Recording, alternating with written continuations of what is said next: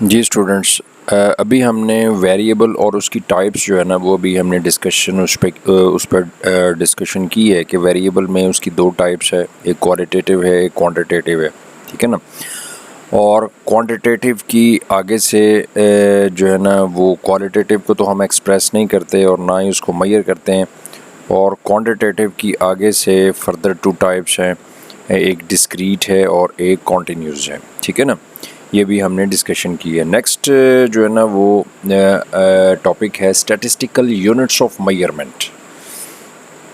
Statistical unit of measurement क्या है कि ये वो यूनिट्स हैं जो कि इन्वेस्टिगेटर या ऑब्ज़र्वर जो है ना वो वेरिएबल के हवाले से इस्तेमाल करता है, ठीक है ना। मसलन आप कोई ऑब्जर्वेशंस हैं, मसलन जो ऑब्जर्वेशंस हम ले रहे हैं कैलकुलेट करने के लिए या मेजरमेंट्स करने के लिए, उनको मेजर करने के लिए जिस यूनिट का हम लोग इस्तेमाल कर रहे हैं, यानी जो इन्वेस्टिगेट करने वाला है उसको हम कहते हैं इन्वेस्टिगेटर, यानी जो मेजर करना चाह रहा है, जो उन ऑब्जर्वेशंस को ऑब्ज़र्व कर रहा है उसको हम ऑब्ज़र्वर या इन्वेस्टिगेटर, यानी जो टिपिकल लफ्ज़ इसके लिए स्टैटिस्टिक्स में इस्तेमाल होता है, जो मुख्तलिफ वैल्यूज़ को ऑब्ज़र्व करता है, उसको कैलकुलेट करता है, उसको हम कहते हैं इन्वेस्टिगेटर। तो इसमें जो इन्वेस्टिगेटर है वो किसी भी वेरिएबल के एतबार से, किसी भी ऑब्जर्वेशंस के एतबार से जो यूनिट्स इस्तेमाल करता है, उन यूनिट्स को हम स्टैटिस्टिकल यूनिट ऑफ मेजरमेंट कहते हैं। मसलन फॉर एग्जांपल केजी है, लीटर्स है, मीटर्स है, सेंटीमीटर्स है, ठीक है ना। मसलन हम फॉर एग्जांपल वैल्यूज़ ले रहे हैं, उनमें से उनके लिए तमाम वैल्यूज़ के लिए हम केजी का लफ्ज़ इस्तेमाल करें, केजी हम यूज़ करें यूनिट जो है, तो केजी जो है ये यूनिट ऑफ मेजरमेंट है, ठीक है ना। अगर हम जो है वो ग्राम को इस्तेमाल कर रहे हैं, तो वो ग्राम जो है ऑब्जर्वेशंस के लिए और वैल्यूज़ के लिए, यानी तमाम वैल्यूज़ को हम ग्राम में कैलकुलेट कर रहे हैं, तो वो ग्राम जो है वो क्या है, यूनिट ऑफ मेजरमेंट है। यानी जिस यूनिट में जो इन्वेस्टिगेटर है वो वेरिएबल की वैल्यूज़ को और ऑब्जर्वेशंस को मेजर करना चाह रहा है या मेजर कर रहा है, उस यूनिट को हम यूनिट ऑफ मेजरमेंट कहेंगे।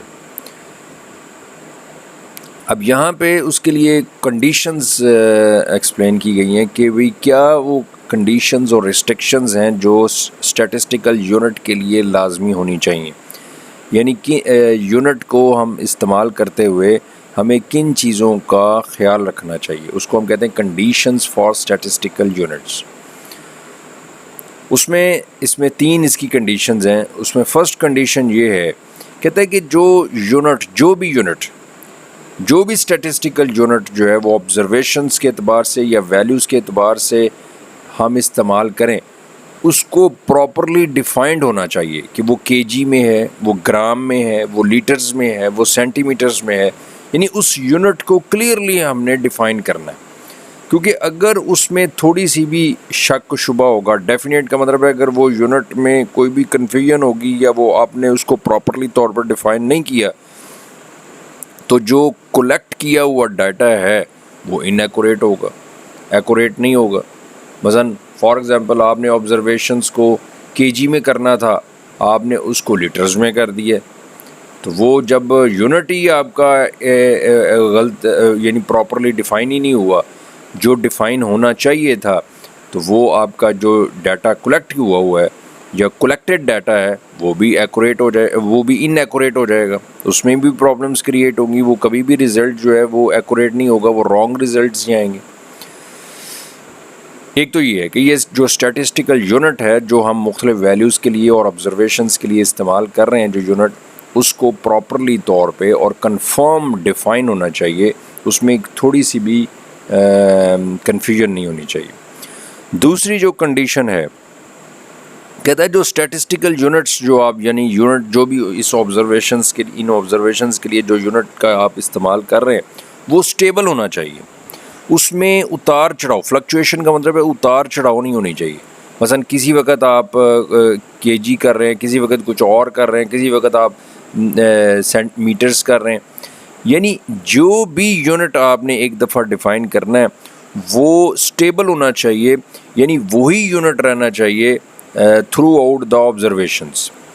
अगर उसमें कोई तार चढ़ाव होगा, मसलन आप किसी जगह पे कोई और यूनिट इस्तेमाल कर रहे हैं, किसी जगह पे और यूनिट इस्तेमाल कर रहे हैं, तो वो डाटा जो है ना वो आपका कभी भी कंपेयर नहीं हो सकता। मसलन फॉर एग्जांपल क्या है कि आप कहते हैं जी एक शेर जो है वो 0.92 kg के बराबर है। ये आपने एक यूनिट डिफाइन कर दिया कि जी एक शेर जो है वो 0.92 kg के बराबर है, उसको आपने एक जगह पे उसको डिफाइन कर दिया।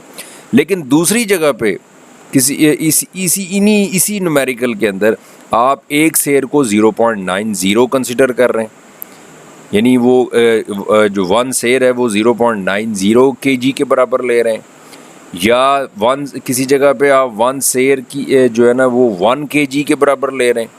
अब इसका मतलब क्या है कि आप है शेर ही है यूनिट जो है, लेकिन किसी जगह पे आप उसको 0.92 के इक्वल आप कंसिडर कर रहे हैं, किसी जगह पे उसको आप ये कहते हैं कि एक शेर जो है वो 0.90 kg के बराबर है, या किसी जगह पे आप ये कंसिडर कर रहे हैं कि वन शेर जो है ना वो 1 kg के बराबर है। तो जब आप इन शेर की वैल्यूज़ को मुख्तलिफ kgs में जब आप उसको कैलकुलेट करेंगे कि किसी जगह पे 0.92 है, किसी जगह पे 0.90 है, किसी जगह पे 1 है, तो वो डाटा कभी भी कंपेयर नहीं होगा और रॉन्ग रिजल्ट्स आएंगे।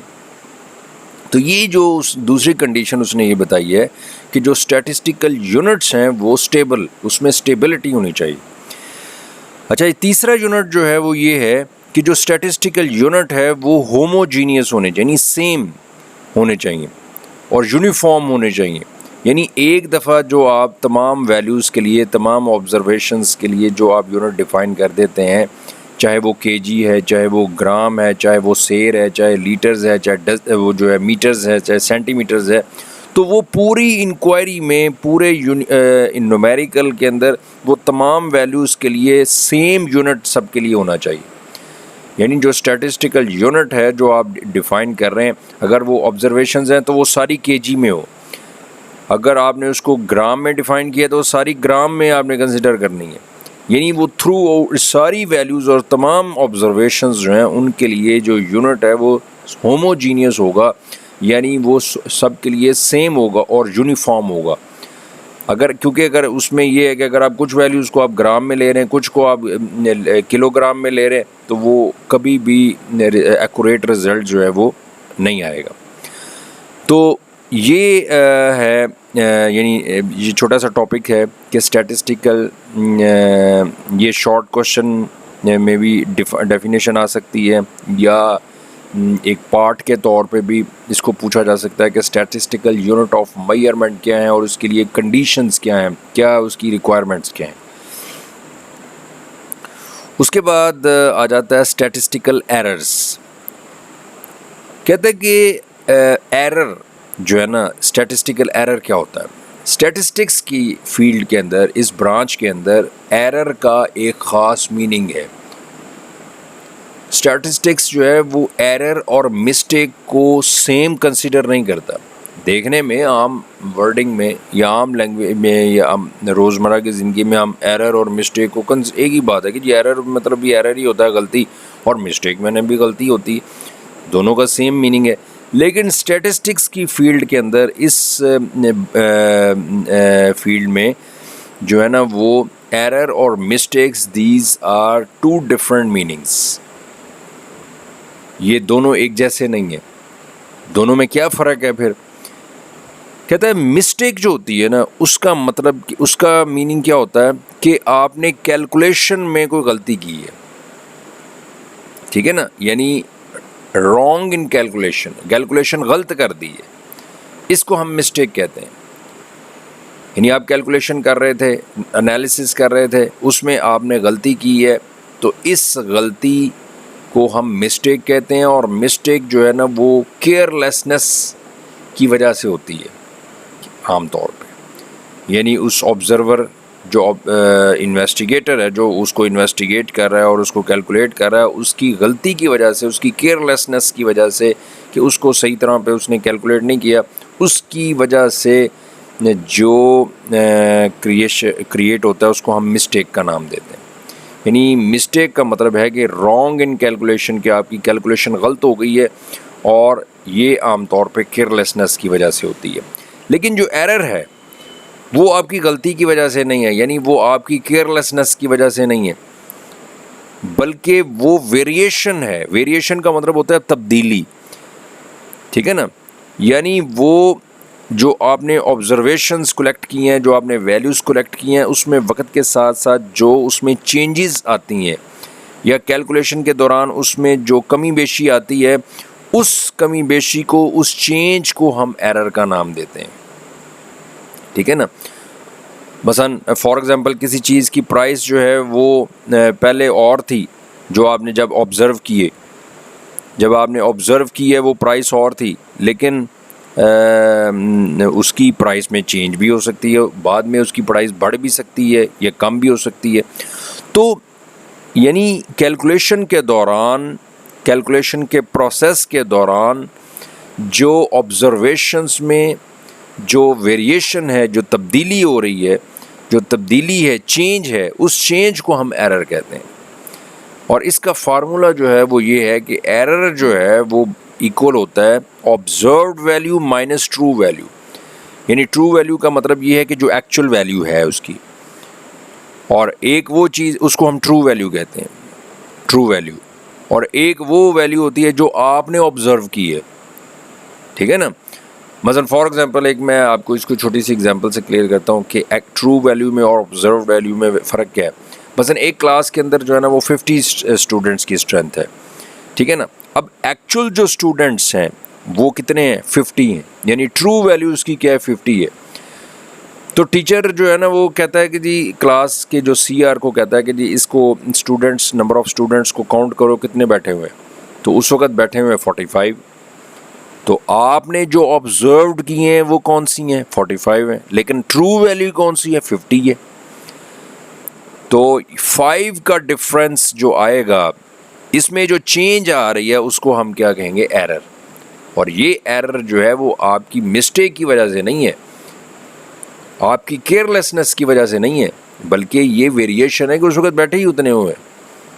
हो सकता है एक्चुअल और हैं, लेकिन उस वक्त आपने जो ऑब्जर्व किए हैं वो ठीक किए हैं, वो आपकी उसमें कोई लापरवाही नहीं है। तो during the process of calculation जो वेरिएशन है ऑब्जर्वेशंस में, जो आपकी ऑब्जर्व की वैल्यूज़ में जो चेंज आ रही है, उसको हम एरर का नाम देते हैं, ठीक है। और मैंने जैसा से अभी फार्मूला उसका बताया है कि एरर जो होता है वो observed value minus true value जो है ना उसका फार्मूला है। यानी यहाँ से ये चीज़ क्लियर हो रही है कि एरर और मिस्टेक जो है वो दोनों एक चीज़ नहीं है। मिस्टेक जो है ये कैलकुलेशन में जो गलती आप करते हैं आप अपनी केयरलेसनेस की वजह से, वो मिस्टेक है। लेकिन एरर जो है वो आपकी मिस्टेक नहीं है, बल्कि वेरिएशन है among the observations.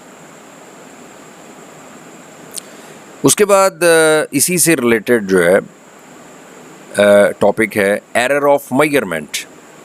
Error of measurement क्या होता है? ये कहते हैं कि एरर ऑफ मेजरमेंट की डेफिनेशन क्या है कि ये डिफरेंस है मेजर्ड वैल्यू, किसी वेरिएबल की मेजर्ड वैल्यू जो आपने मेजर की है, और उसकी जो ट्रू वैल्यू है।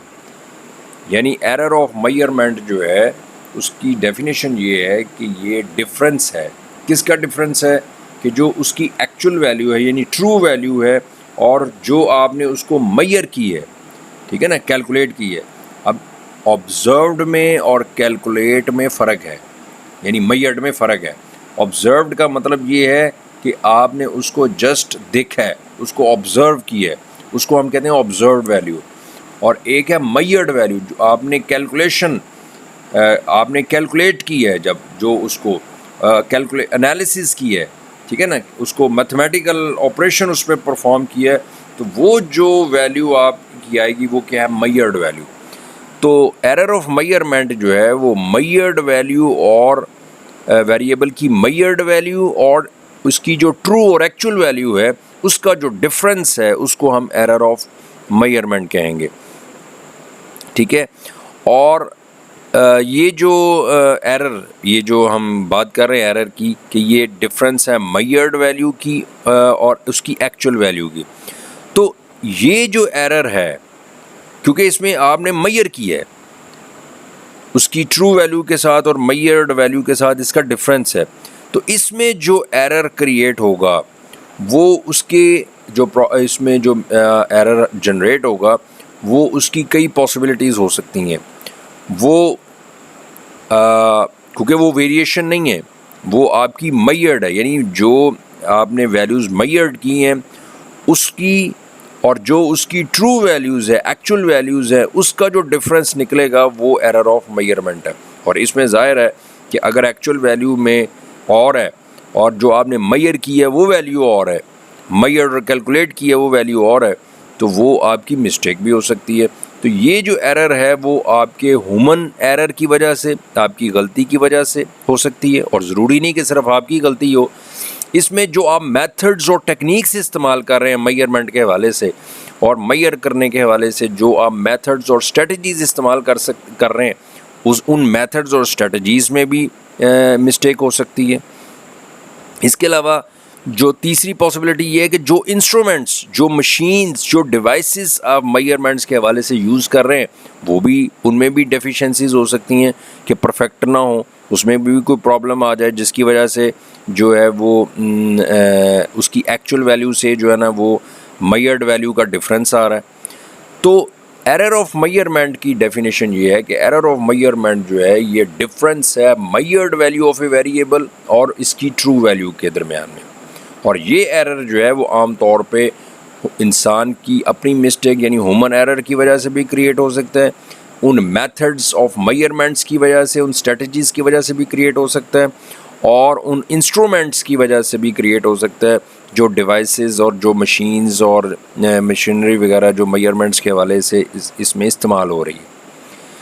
तो लिहाजा एरर्स की आम तौर पे there are two types of errors. एक को हम कहते हैं एब्सोल्यूट एरर और एक को हम कहते हैं रिलेटिव एरर। यानी एरर की टू टाइप्स हैं, एब्सोल्यूट और रिलेटिव। एब्सोल्यूट एरर और रिलेटिव एरर में फ़र्क क्या है?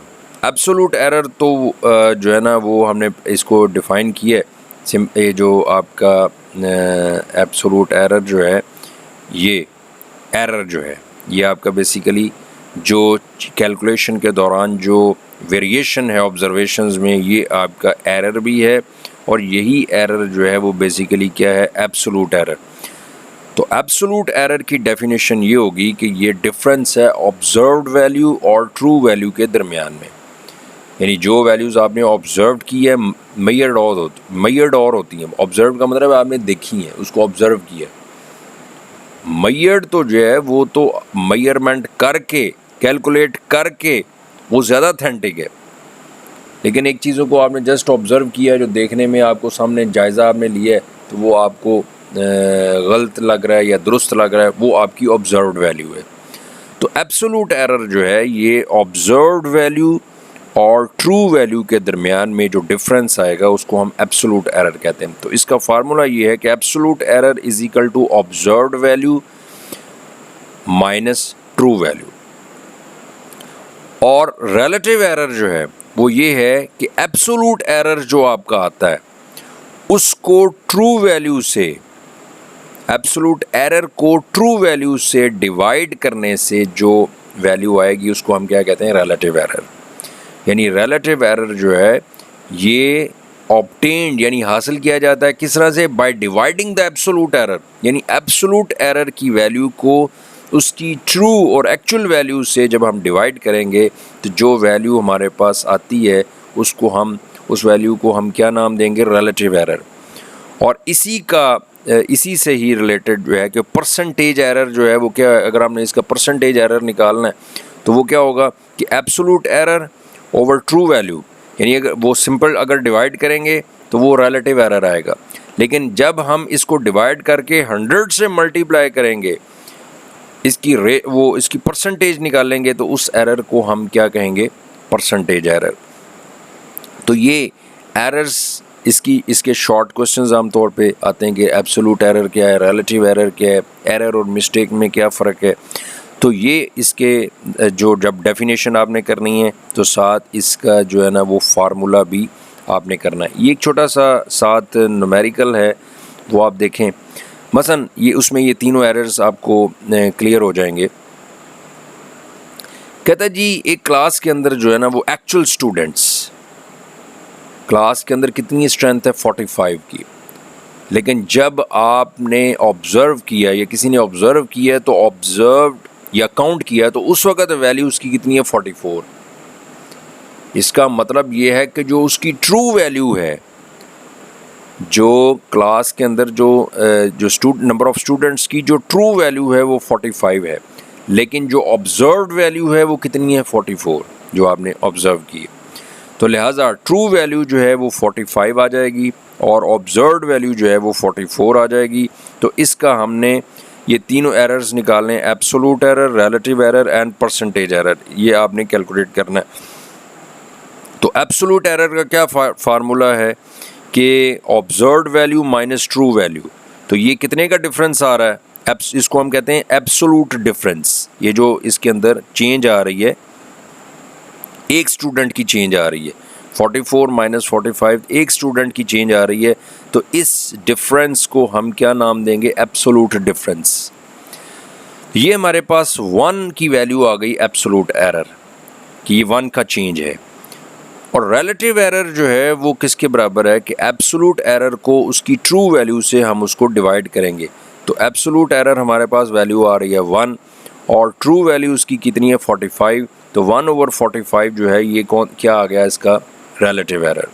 और अगर हम इसका परसेंटेज एरर निकालते हैं तो 1 डिवाइडेड बाय 45 मल्टीप्लाई बाय जब 100 करेंगे, यानी मैंने आपको बताया कि अगर आप सिर्फ डिवाइड करेंगे एब्सोलूट एरर को ट्रू वैल्यू के साथ तो वो रिलेटिव एरर है, और जब साथ 100 से आप उसको मल्टीप्लाई भी करेंगे तो उसका वो निकलेगा परसेंटेज एरर। तो ये आंसर आ जाता है 2.2%। तो ये एक छोटा सा एक न्यूमेरिकल है, ये जो है ना वो आ भी जाता होता है। इसको आपने ज़रा, इससे आपको ये क्लियर हो गया होगा कि एब्सोलूट एरर क्या होता है, रिलेटिव एरर क्या होता है और परसेंटेज एरर है। ठीक है जी, तो यहाँ तक आपका आज का लेक्चर जो है वो स्टार्ट का कंप्लीट हो जाता है। फिर इंशाल्लाह नेक्स्ट जो है वो आप इसको जितना मैंने अभी करवाया आपको उसको आप थोड़ा सा रिवाइज़ कर लें एक दफ़ा, फिर इंशाल्लाह जो है ना वो नेक्स्ट कंप्यूटर का लेक्चर जो है वो शुरू करते हैं। Thank you very much.